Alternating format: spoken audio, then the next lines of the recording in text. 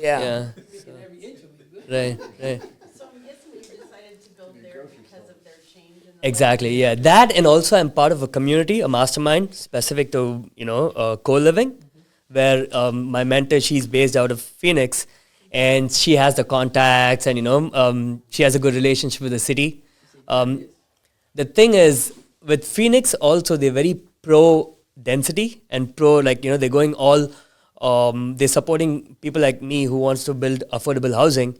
So their permitting process is faster. Excellent. They're maximizing on density, which is why you have this ADU law, right? So they're very pro affordable housing, which is why, I kind of picked that. Yeah. And what about your parking? So yeah, parking. This is interesting. A lot of people ask me this question. Hey, so you have 6 people living in your homes. Do you need 6 parking spots, right? No. So with my Lakeland home, I actually have parking spots for 6 people because we have 2 on the street, and then I also own the vacant lot next to this Oh, home. excellent. So we have plenty of parking, right? My home has never, in like this 1 year of operating it, we've never had more than 3 members who've had a car. On an average, it's usually 2 members who have a car, and most of these people, take the bus, bike. Yeah, but very few people in co-living homes own a car, especially in the cities like Lakeland, Orlando, Phoenix. And talking to other hosts who do co-living, that's similar to what they're seeing. They're like, hey, it's maximum. Like we see the maximum we've seen is like 50% of the home, needing parking spots. So that's which is why it's also important that you find a property near bus stops, like walking distance from bus stops. Like all of my properties are like a block or 2 blocks from a bus stop. So there's public transport available. Are you going to use Pat Split for your management company for the Phoenix? No, I'm actually going to be renting it out to an organization called Mercy Healthcare. And the good thing about renting it out to them, it's like a B2B, right?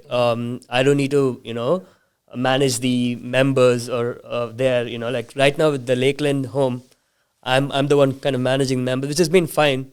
But I rather rent it out to an organization who Hands off. pay me like monthly rent, and they can deal with the Excellent. people there. They also send social workers to the home on like a weekly or bi-weekly basis. So they kind of do events at the home, So it's like a assisted living facility or a group home? like a group home. Like the organization to who I'm going to be renting out, they have patients who have trauma, domestic abuse, women who suffered from abuse, and they treat them in their facility for a time period. After which right now they've been lodging them in like extended stays, motels, where doesn't really help them because they're people who've had trauma, right? Like so, in a co-living home, they have other people or community with them. In a motel or a extended stay, they're all like living by themselves again. So here now, they feel like they're part of a community. It helps them. Much So better. so these organizations actually prefer co-living homes like this because they want this. It's Excellent. a big need for it. Yeah, Excellent. That's good. Which is a better fit for real. yeah. Everyone wins. Everybody in the same predicament. Yeah, Yeah. and now they can send like these social workers to one home, Yes. and then do their events. Like they do events like financial education, Benefit them. all of that. Yeah, Excellent. yeah. Yeah, that's great for real. I feel like co-living is going to be like for the next. I don't know. This is my.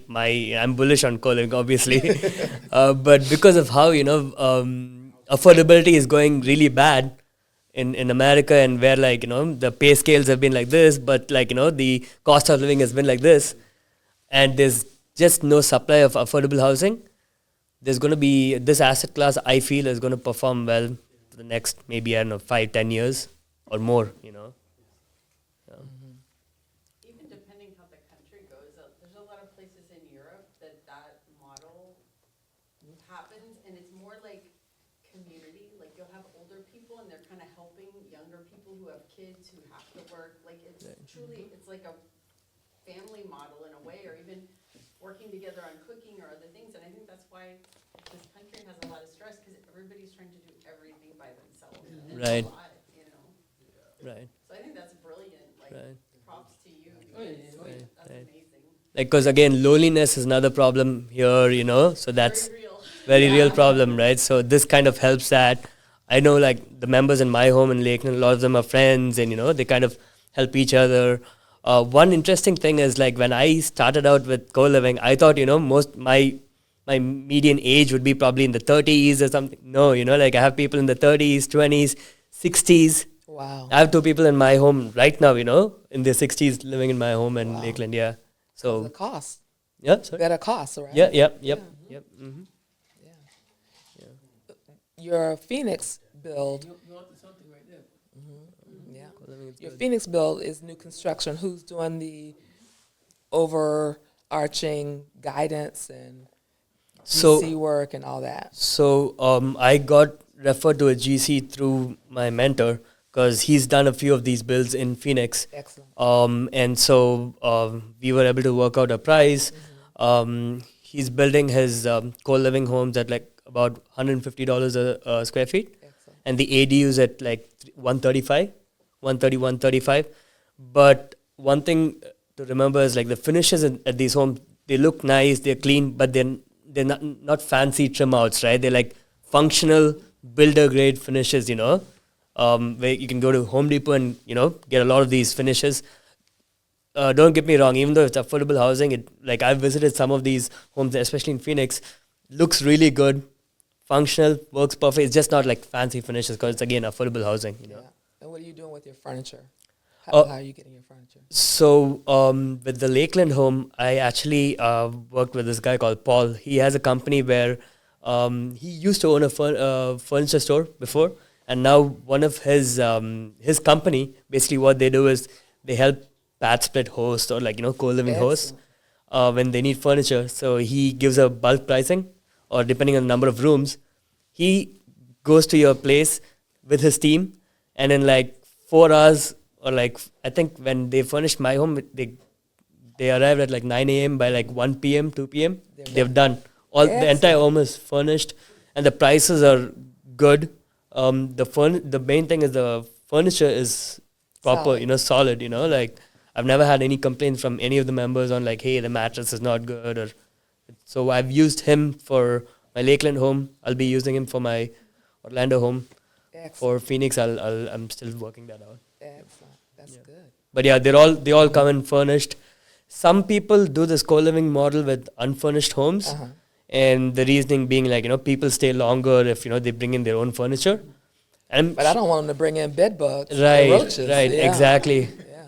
exactly. So that's the thing. Yeah. Yeah. Because once Yeah. you get that, it's hard Right. to treat. And Yep. yeah. Any questions? Any other questions? Excellent. Thank you. Yeah, great. You said you were building